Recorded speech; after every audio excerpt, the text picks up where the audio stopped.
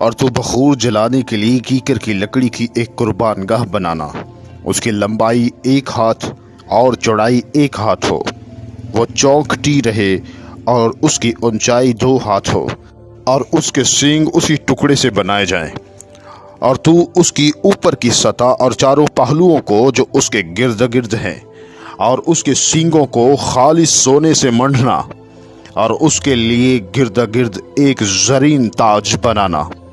اور تو اس تاج کے نیچے اس کے دونوں پہلوؤں میں سونے کے 2 کڑے اس کی دونوں طرف بنانا،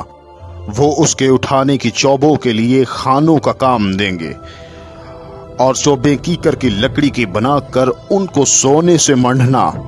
اور تو اس کو اس پردہ کے آگے رکھنا جو شہادت کے صندوق